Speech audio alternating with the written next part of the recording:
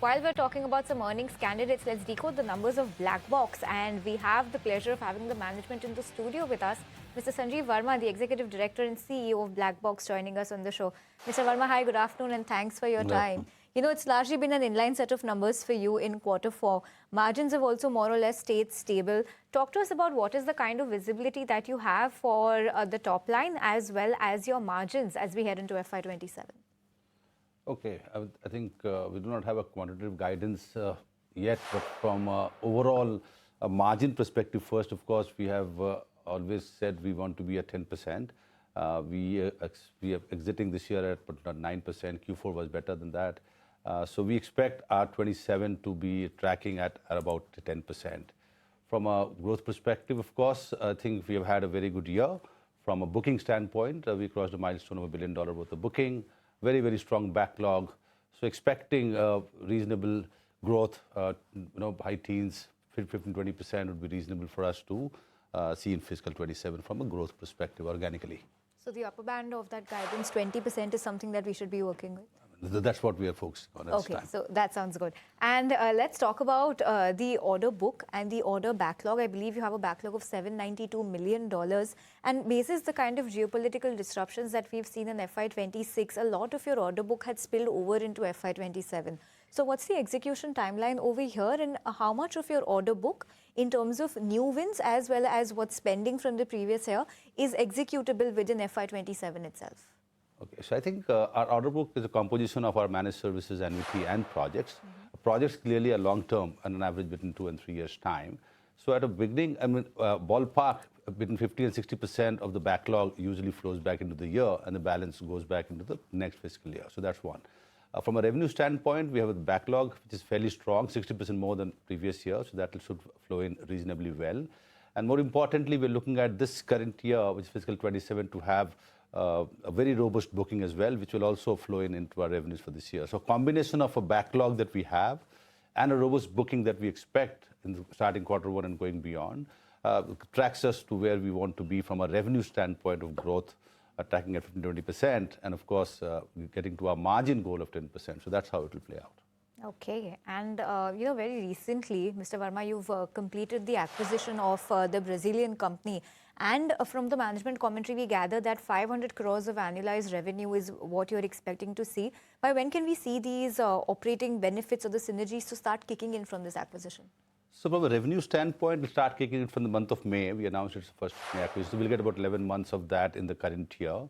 From a synergy standpoint, we expect our LATAM business in Brazil and the acquisition to come together and become synergistic in 90 odd days. So we will get a substantial portion of 450 crores or so at this time from the acquisition.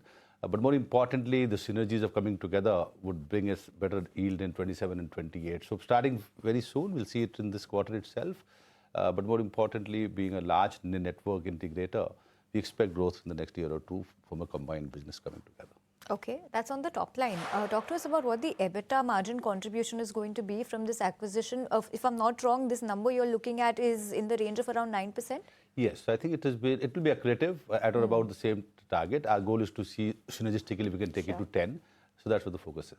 And which is more or less in line with the quarterly EBITDA margin that we've also seen this quarter. Exactly. Okay, so that looks good. And let's talk about the opportunities within the businesses that you operate in. You've got AI-driven data centers and hyperscalers. Going ahead in the next, let's say, 2 to 3 years or in the medium term, what is the business mix going to look like between both of these segments?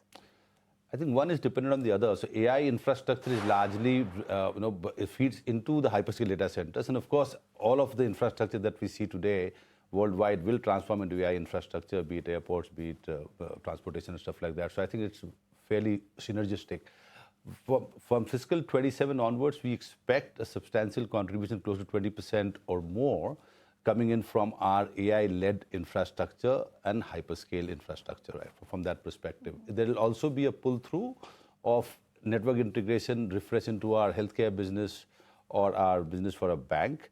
But 20% going not for the 20-25%, AI-led, AI-driven hyperscale is what we expect in fiscal 27 and beyond. Okay, and I was just looking at your geographical revenue mix. 65% so for you right now comes from US, with India at 7.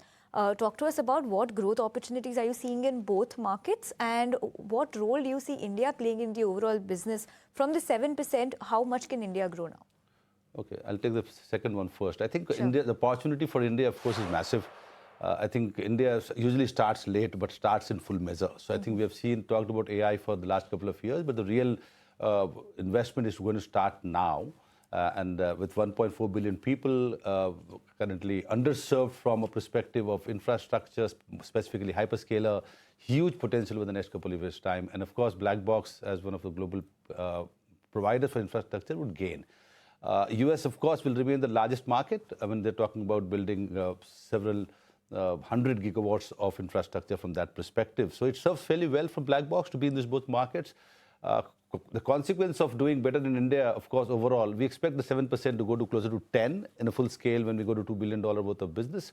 So it will improve, but substantially volume-wise, US will still remain far ahead from that perspective. What's the timeline for this 7 to go to 10?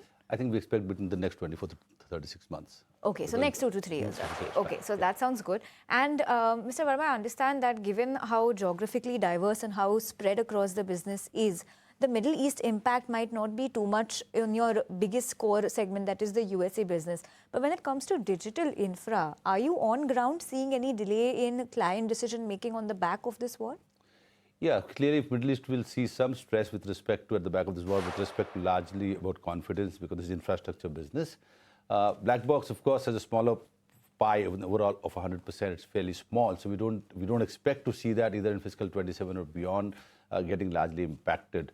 But clearly, yes, from an investment standpoint, over the last couple of months, and maybe hopefully the next several weeks, it'll possibly ease out. But for now, there is a stress out there, not impacting Black Box fiscal 27 or beyond, but we're keeping a close watch of should we invest more, because it will also have a lot of infrastructure spend in that market, and I think we'll have to track that as well.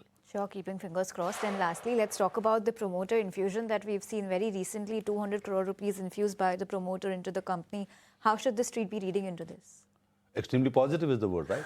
So promoters coming, and so we did a 386 crores of pref, fully subscribed, and the promoter participated more than 50% of that. I think clearly a strong confidence from the investor community, strong confidence from our promoters at this time.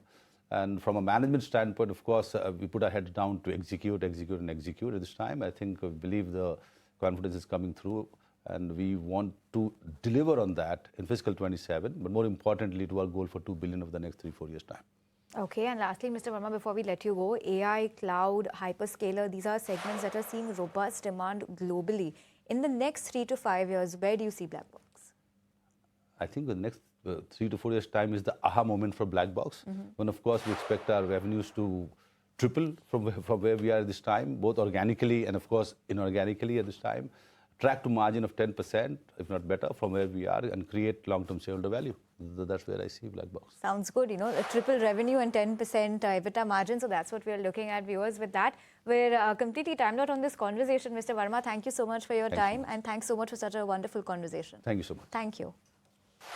Okay, viewers, so that was the management of Black Box talking about their ambition in FY27. Seeing the top line growing at about 20% would be a fair ask, with margins around 10%, and they're looking to triple the revenue in the next 3 to 4 years. So looking good when it comes to that guidance. Stock is holding up quite flat as we speak, 0.2% higher for that one. But yes, on that note, viewers, we're completely timed out on this segment. Let's slip into a very short break and more conversations and more about the market on the other side when we return.